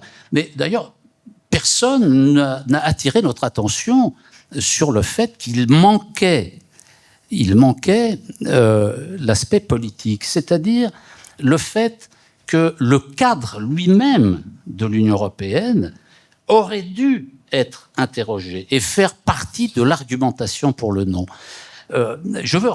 Parce que la conception même du néolibéralisme qui a été développée par nous était incomplète, inexacte. Le néolibéralisme, ça n'est pas seulement une idéologie économique, c'est aussi une idéologie politique. Une citation d'un des papes du néolibéralisme, von Hayek, en 1939, voilà ce qu'il dit. La Fédération européenne devra posséder le pouvoir négatif d'empêcher les États individuels d'interférer avec l'activité économique. C'est-à-dire le libre marché, tout le pouvoir au marché, c'est-à-dire construire une civilisation par le marché. C'est ça que ça veut dire. Et il ajoute, une fédération signifie qu'aucun des deux niveaux de gouvernement, fédéral et national, ne pourra disposer des moyens d'une planification socialiste de la vie économique. Bon, il exagère un petit peu entre une planification socialiste et puis la planification économique, écologique d'aujourd'hui. Il y a une petite différence. Mais on voit bien l'esprit qui a animé la construction de l'Union européenne, qui s'est inspiré de von Hayek pour empêcher que les États puissent mener des politiques économiques et sociales indépendantes, grâce aux compétences exclusives, grâce à l'euro, etc., etc. Le fait de ne pas avoir évoqué ces questions a présenté l'avantage de rassembler largement et de gagner le non, mais ensuite, ça a présenté l'inconvénient que politiquement, comme personne n'a voulu politiser la bataille, eh bien, on s'est fait battre. Alors, personne ne peut dire que si on avait politisé la bataille, on aurait gagné de la même manière. On n'en sait rien. Mais en tout cas, pour l'avenir, il faut qu'on prenne les choses par le bon bout. Et je termine là-dessus. Moi, je ne sais pas ce que c'est que la souveraineté si la maîtrise de la monnaie n'en fait pas partie, si la maîtrise du budget n'en fait pas partie, si la maîtrise du commerce international n'en fait pas partie, si la maîtrise du commerce intérieur n'en fait pas partie, etc. Mais là, on a des éléments stratégiques. Tous les outils des politiques macroéconomiques sont dans les mains du système. On ne peut donc pas dire, comme le malheureux Guénaud tout à l'heure, que la sortie de l'euro serait une catastrophe. Il est à l'envers. C'est rester dans l'euro qui est une catastrophe.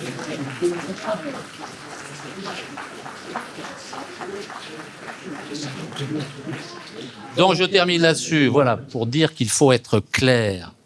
Il faut être clair et dire simplement et clairement qu'il faut sortir du système de l'Union européenne, sortir de l'euro, parce que ce sont des conditions clés pour rebâtir une autre Europe. Et on aura peut-être l'occasion de passer à un chapitre plus constructif. Tout à fait. J'aimerais entendre François Coq.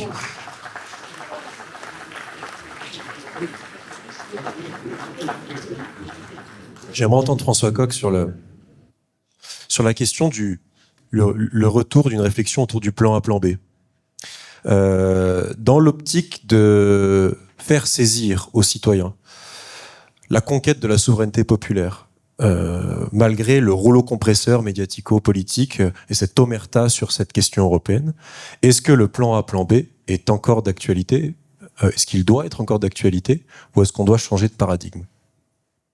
Disons que je pense qu'on peut discuter de cette question plan A, plan B, et ça va faire plaisir à certains d'entre nous qui ont de vieux souvenirs là-dessus. Je dis vieux parce qu'ils sont effectivement un petit peu dépassés aujourd'hui, ou ils ont été plutôt abandonnés. Mais d'une manière ou d'une autre, on aura cette discussion pour se faire plaisir. Parce que le préalable, pour faire ce que disait François Boulot tout à l'heure, pour mener le rapport de force, c'est d'abord de pouvoir s'appuyer et de prendre le pouvoir en ayant la souveraineté populaire derrière soi. Et ça ne peut avoir lieu que dans le cadre où s'exprime la souveraineté populaire, qui est le cadre national. Il n'y a pas d'alternative. Ça sert à rien de discuter en lévitation sur la question européenne si on n'a pas ce préalable aujourd'hui et si on ne brise pas les digues qui nous empêchent de reprendre le pouvoir d'abord dans notre pays avec le peuple derrière nous.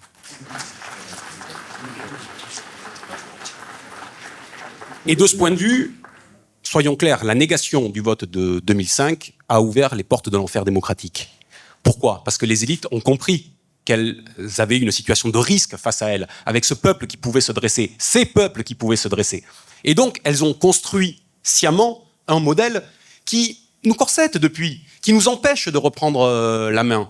C'est à la suite du nom français et irlandais, c'est à la suite du traité de Lisbonne, qu'on a dévalé la pente, qu'on a vu que ces grands partis qui étaient affaiblis, la social-démocratie d'un côté, la démocratie chrétienne de l'autre, finalement se mettaient main dans la main pour construire des grandes coalitions pour se maintenir au pouvoir. C'était un premier artifice qui leur permettait de se maintenir au pouvoir. Mais c'est devenu un phénomène de structure. La moitié des pays de l'Union européenne étaient dirigés par des gouvernements de type grande coalition en 2014. C'est pas un hasard, c'est un phénomène de structure.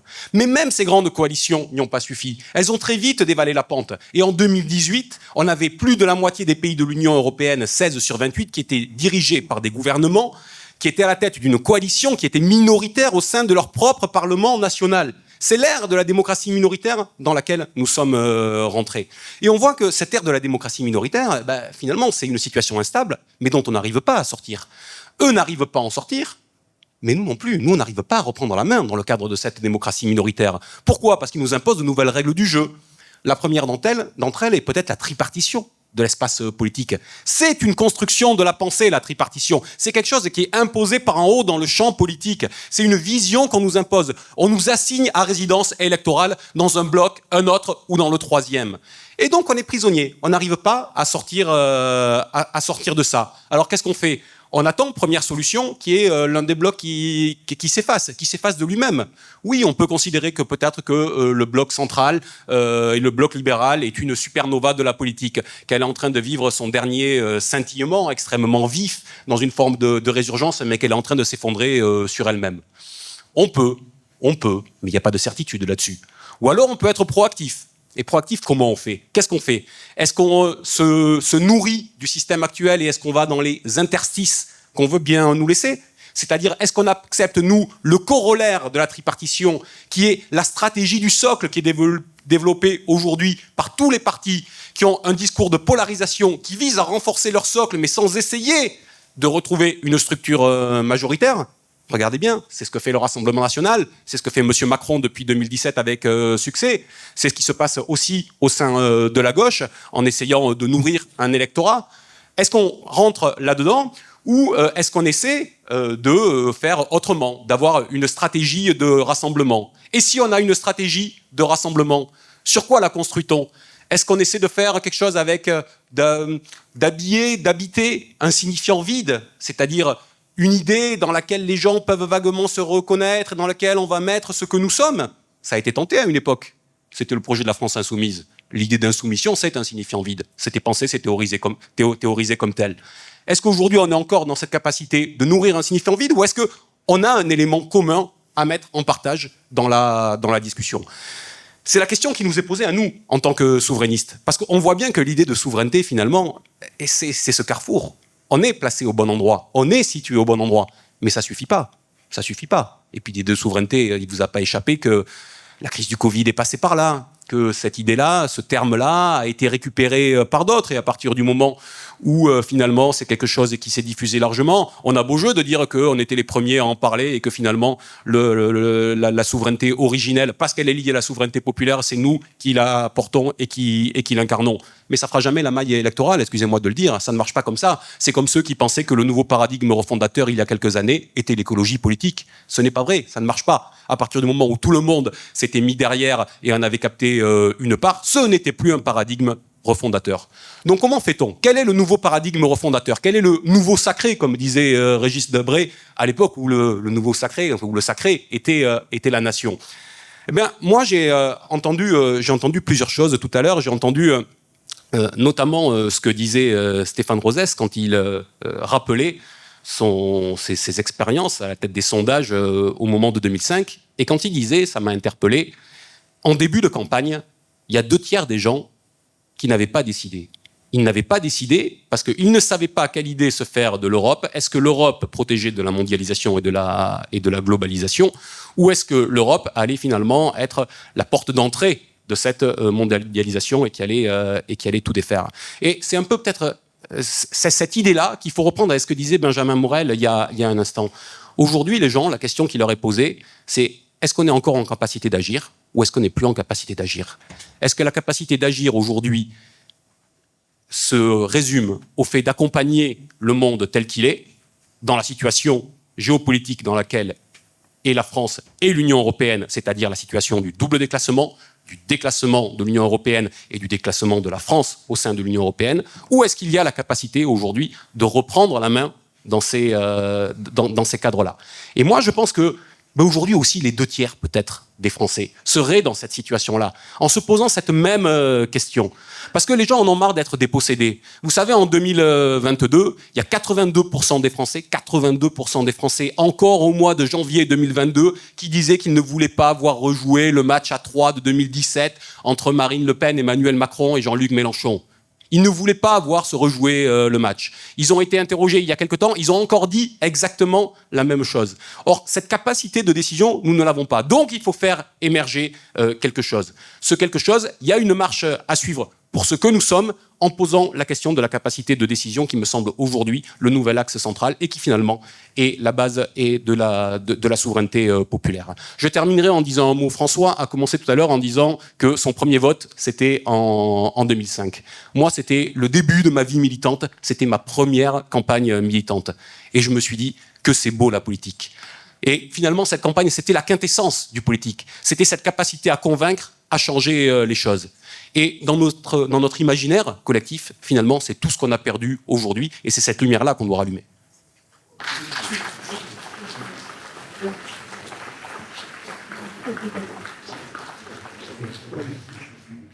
Donc vous disiez, nous sommes prisonniers d'une tripartition. Nous sommes prisonniers de ce dilemme, ce faux dilemme entre Jean-Luc Mélenchon, Emmanuel Macron et Marine Le Pen. Est-ce que donc, dans ce combat pour reconquérir la souveraineté populaire, est-ce que les partis politiques ont encore leur place? Est-ce qu'on doit passer par des syndicats? Est-ce qu'on doit passer par des mouvements citoyens comme les Gilets jaunes? Je laisse l'un de vous répondre sur la question de mouvements citoyens, partis politiques, syndicats. On en est où? Alors, j'aimerais bien pouvoir présenter ici et dire j'ai la solution. Malheureusement, je l'ai pas. Donc, j'ai des pistes qui s'appuient quand même sur une analyse où je rejoins effectivement le blocage politique actuel avec la tripartition. Et pour moi, c'est le signal d'une fin de régime. Je pense qu'on vit peut-être les dernières années de la Ve République, d'un système qui, je veux dire, a eu cours depuis maintenant 50 ans. Je veux dire, les résultats économiques sont catastrophiques, on est extrêmement endetté, on a un chômage de masse dans lequel on est englué depuis des décennies. On voit bien que nos élites ne comprennent rien à ce qui se passe et qu'elles nous disent non mais ça marche pas, mais c'est parce qu'on n'a pas fait assez d'austérité, c'est parce qu'on n'a pas fait encore assez de libéralisme, c'est parce qu'on donne pas encore assez d'argent aux entreprises. Bah oui, c'est sûr, 200 milliards par an, c'est pas suffisant. Bon, voilà, on voit bien que il y a plus rien qui va, que les élites ne croient même plus en leur discours, que les gens n'y croient plus non plus, parce qu'en réalité, aujourd'hui, c'est quand même la troisième force politique du pays qui gouverne, mais la majorité du pays, elle veut plus de cette politique-là. C'est quand même ça qui se passe. Et c'est uniquement parce que, pour l'instant, le Rassemblement national et le Parti socialiste trahissent, en quelque sorte, leurs électeurs en ne votant pas la censure du gouvernement Bayrou, que la troisième force politique a pu se maintenir en place pour l'instant. Donc, on voit bien quand même que on arrive à une fin d'époque. Et je veux dire, il ne faut pas exclure l'hypothèse qu'on est peut-être, toute proportion gardée et comparaison n'est pas raison, mais est-ce qu'on n'est pas en train de vivre une chute comme la chute de l'URSS et les derniers instants? Alors évidemment, ça se compte en années, hein, ça ne va pas se faire demain.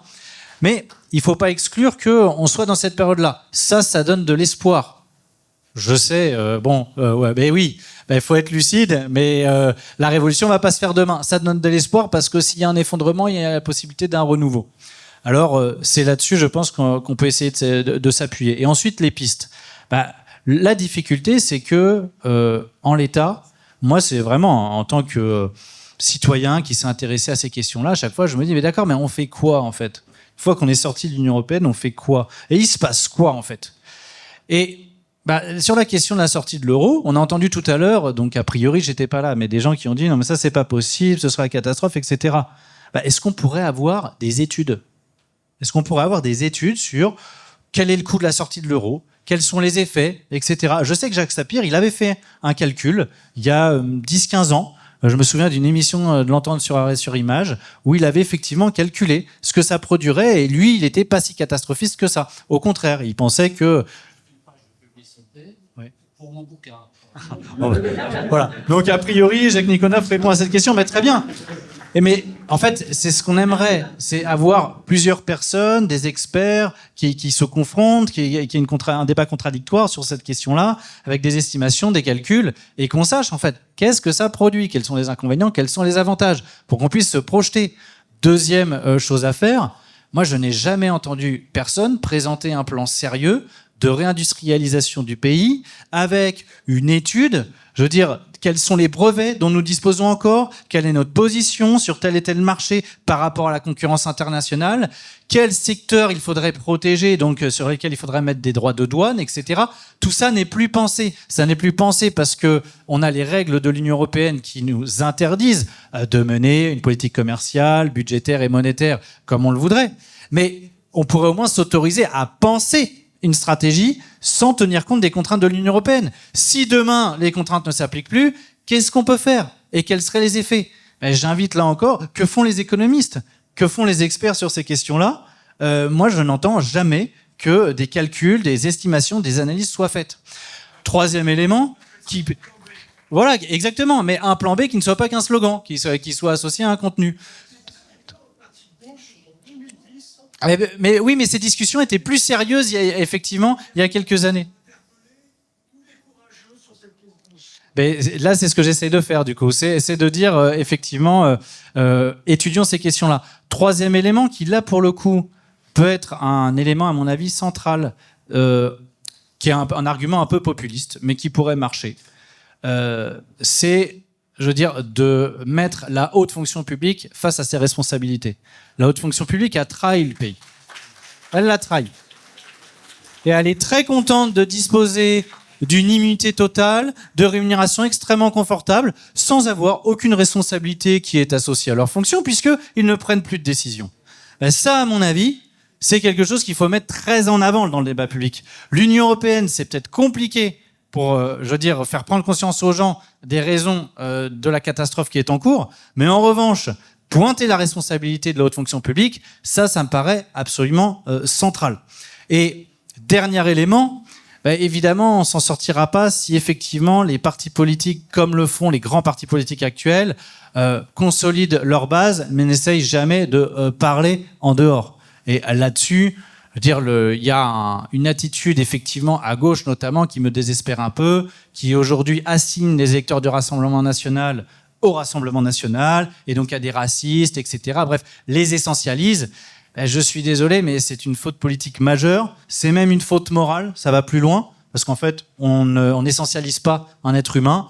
Un être humain, bah, il a ses qualités, ses défauts, il prend pas toujours les bonnes décisions. Et hier, il a voté Rassemblement national, mais rien ne dit que demain, il puisse ne pas voter pour une vraie force constructive, alternative, d'émancipation, etc. Mais pour ça, il faut convaincre. Et c'est souvent l'erreur qui est faite à gauche, c'est de penser que si on s'adresse aux électeurs de l'autre bord, il faudrait le séduire, c'est-à-dire le caresser dans le sens du poil. Non, personne ne dit ça. On dit simplement qu'il faut essayer de convaincre les gens. Et je pense qu'il y a un boulevard en réalité sur le plan d'une ligne idéologique qui rassemblerait et à gauche et à droite en disant il faut qu'on reprenne la souveraineté, oui il va falloir faire du protectionnisme, oui il va falloir reprendre le contrôle de la monnaie parce que c'est la condition pour pouvoir réindustrialiser, c'est la condition pour pouvoir taxer les très très hauts patrimoines, les très très hauts revenus. Je veux dire, on parle de gens qui gagnent 1 million, 10 millions d'euros par mois. Sérieusement, vous voulez quoi? Vous voulez vous faire des toilettes en or? C'est ça que vous voulez? Bon, à un moment donné, on va revenir à des bases plus sérieuses. Si vous gagnez jusqu'à 30-40 000 euros par mois, je pense que ce sera suffisant pour accéder au bonheur auquel vous aspirez. Bon.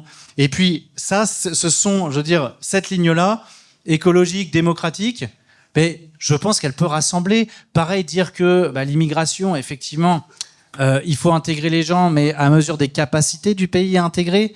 Je crois pas que ce soit, je veux dire, un discours raciste ou fasciste. Et tant qu'on sortira pas de tous ces tabous, effectivement, on continuera à avoir un électorat dans le pays qui est totalement divisé. Alors que je pense qu'en réalité, la plupart des gens, beaucoup de gens, seraient d'accord pour suivre une ligne politique de cette nature.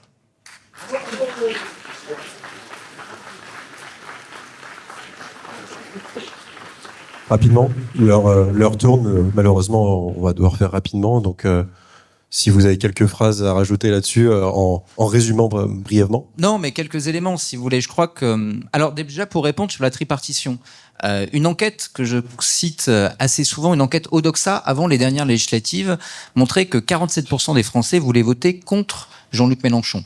44% voulaient voter contre Emmanuel Macron, 41% contre Marine Le Pen. On a en effet une tripartition de l'électorat, mais comprenons bien que cette tripartition de l'électorat, c'est pas une tripartition d'adhésion. C'est une tripartition liée à la peur d'épouvantail. Et si vous enlevez les épouvantails, l'électorat est fondamentalement poreux. Quand vous prenez une enquête, par exemple, un sujet qui divise fondamentalement les souverainistes, pain au chocolat contre chocolatine. Si vous faites cette enquête par n'importe quel institut, vous allez avoir la ventilation par tendance. Admettons, 50% des sympathisants LR disent pain au chocolat. Cette question-là, elle dépend d'une question qui n'est pas dans l'enquête, mais qui est posée pour justement pouvoir faire cette ventilation, qui est de quel parti êtes-vous le plus proche? Au début des années 2000, ils ont rajouté ou le moins éloigné. Il y a entre 4 et 6 Français sur 10 qui répondent à cette question. Alors déjà, la ventilation par différents courants, ne la prenez dès lors pas trop au sérieux, parce qu'on parle de mini-échantillons. Deuxième élément, ça vous montre que l'électorat est poreux.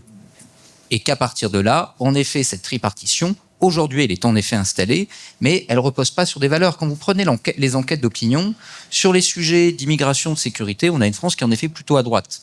En revanche, sur les sujets sociaux, on a une France très à gauche. Et donc là-dessus, aujourd'hui, l'état de notre vie politique n'est pas vraiment à l'image des fondamentaux de l'électorat. 2 points là-dessus pour donner un peu d'espoir et pour répondre un peu à votre question de tout à l'heure. Est-ce qu'il faut des partis ? Moi, j'en suis convaincu. Je crois dans les mouvements citoyens, etc. Mais on ne tient l'État qu'avec un parti. On ne construit une politique qu'avec un parti. Tout à l'heure, vous évoquiez la question de la fonction publique. La fonction publique, la plupart du temps, quand elle prend le pouvoir ou que souvent elle le subit, c'est que tout bêtement, il n'y a personne de compétent dans le ministère pour lui dire « tu fais ça ». Si quelqu'un lui dit « tu fais ça », la fonction publique souvent s'aligne. Encore faut-il qu'il y ait quelqu'un de compétent qui sache d'abord où il veut aller. Aujourd'hui, vous avez des partis politiques qui échouent à faire de la formation militante et qui échouent à réfléchir, sauf évidemment le parti qui nous invite ce soir. Mais pour le reste, elles demandent à des think tanks, et je fais partie de plusieurs d'entre eux, de réfléchir à leur place. Et ces think tanks, ils sont financés par qui ? Par qui peut, et souvent pas en France. Donc ça pose d'autres sujets qui sont des sujets de souveraineté et qui sont des questions ensuite qui posent la question de la réflexion. Le parti politique est nécessaire pour réfléchir, pour former des élites, pour ensuite tenir l'État, pour mener une politique. Si vous n'avez pas de vrai parti politique structuré, vous pouvez toujours gagner des batailles électorales, vous ne mènerez pas les politiques pour lesquelles vous avez gagné ces batailles électorales. Dernier point rapidement sur la bataille culturelle. Je crois qu'en effet, là-dessus, il y a une vraie bataille culturelle à mener. Et cette bataille culturelle, elle implique deux choses. Elle implique à la fois de ne pas trop intellectualiser, ce qui ne veut pas dire prendre les gens pour des imbéciles. L'un des grands problèmes que l'on a chez les souverainistes, c'est qu'on arrive en parlant la souveraineté, Jean Baudin, etc. Moi, je suis universitaire, juriste, je suis passionné, c'est merveilleux. Mais si vous parlez, je viens d'un milieu très populaire. Si vous allez voir ma mère qui la dernière fois a voté Jean Lassalle et que vous lui dites la souveraineté, Jean Baudin, ça va pas marcher. En revanche, si vous lui dites prix de l'électricité, là, ça va fonctionner. Et il vient d'où le prix de l'électricité? Si vous lui parlez marché européen de l'électricité, là, ça va percoler. Et si vous lui dites, en effet, aujourd'hui, pourquoi est-ce qu'il y a un problème sur ta facture d'électricité? Peut-être y a-t-il une question qui se pose à travers l'Union européenne sur la question de la souveraineté. Là, vous avez rendu quelque chose de très abstrait, fondamentalement très concret. On part d'abord d'une bataille qui est une bataille sur des sujets très concernants et ensuite, on monte en généralité. Si vous prenez 2005, on n'a pas voté contre Jacques Chirac. La cote de popularité de Jacques Chirac, elle est à 36% au mois de novembre, 36% au mois de mars. Le oui au TCE est passé entre-temps de 65 à 45% dans les enquêtes. Ça veut dire quoi? Ça veut dire qu'il y a eu une politisation de l'opinion. Quand on parle de manière très concrète de sujets qui sont des sujets politiques et qu'on en parle assez longtemps, on peut retourner l'opinion, on peut désactiver les peurs, mais ça implique, et en effet, c'est ce qui a été fait à l'époque, ça implique un vrai travail de médiatisation, de bataille culturelle, et ensuite, c'est la condition d'accès au pouvoir à un parti qui, s'il est structuré, est en capacité de mener la politique à mener. Et donc ça, c'est tout le travail que je crois que vous avez devant vous. Bien, merci. Nous aurions encore beaucoup de choses à dire, malheureusement l'heure tourne. Donc tout ce que vous avez dit, ce sont des choses qu'on essaye de mener avec République Souveraine, d'un combat qu'on va soutenir. 4 idées, 1 minute par idée. Non, 1 minute pour les 4. 1 minute pour les 4. Allez. Alors, c'est fâcheux, mais première idée, arrêtons de tourner autour du pot concernant la sortie de l'Union européenne et de l'euro. Il faut mener un combat offensif sur ces questions. Personne ne sera crédible auprès des classes populaires, si tel est l'objectif, si on ne clarifie pas ces questions. Sinon, c'est du blabla. On fait comme les autres. On dit souveraineté d'un côté, et d'un autre côté, on n'explique pas qu'on peut être souverain tout en ayant perdu la maîtrise de sa monnaie, de son budget, etc. Ça n'est pas sérieux. La deuxième idée, c'est de bien comprendre que l'Union européenne, le système de l'Union européenne est détesté par le monde entier ou ignoré. Il n'y a que en Europe qu'on ne le voit pas. La situation internationale est très favorable avec la montée des BRICS, avec, paradoxalement, la situation de Trump, l'élection de Trump. Il faut profiter de cette occasion parce que c'est une facilité pour la France que de sortir de l'Union européenne et de l'euro et de se rapprocher des BRICS. Deuxième idée, alors là, en 2 secondes, l'élection présidentielle, processus qui rend fou, on l'a tous observé, et aux législatives, ne votez que pour les candidats qui annoncent clairement qu'ils veulent sortir de l'Union européenne et de l'euro. On ne vote que pour les gens qui annoncent clairement la couleur. Sinon, on s'abstient. Et on ne vote pas, on ne participe pas à la farce des fronts républicains et des opérations des castors. Ensuite, la troisième idée, c'est repenser le système des alliances. Seuls des accords entre partis larges, mais sur des sujets réduits, peut être formalisé sous forme de proposition de loi. Ras-le-bol des programmes qui font de la rhétorique, qui sont abstraits, qui sont flous et qui sont trahis, précisément pour ces qualités. Donc, un programme de parti aujourd'hui, ça doit être 5, 10, 15, 20 propositions de loi. La loi, c'est concret, c'est pratique, ça a vocation à s'appliquer dans la réalité. Eh bien, là, on pourra avoir des choses intéressantes, sortir de l'idéologie et se mettre d'accord sur des aspects pratiques. Et la quatrième idée, c'est de susciter une dynamique populaire constituante. Il faut changer la Constitution. Les causes principales du chaos politique et institutionnel sont à rechercher dans la Constitution actuelle. Il faut donc changer de Constitution. Changer de Constitution, c'est quoi ? C'est pas faire du droit constitutionnel, c'est réorganiser la société sur les grands sujets qui concernent les gens, l'emploi, le système de santé, la sécurité sociale, le commerce, les entreprises, le travail. C'est ça, reconstruire la société à partir d'un processus constituant. Il faut sortir de la vision constitutionnaliste, juridique, purement juridique de la Constitution. C'est un processus révolutionnaire, un processus politique. Merci. C'est ce que nous allons nous efforcer de faire. Et vous tous ici, dans cette dynamique, j'aimerais donc juste terminer sur cette phrase. Si le fédéralisme se fait contre les peuples, eh bien nous devons, le peuple, de nous battre et de nous faire contre le fédéralisme. Ça devient l'urgence principale.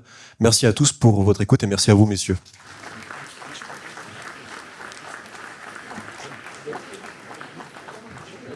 Thank you.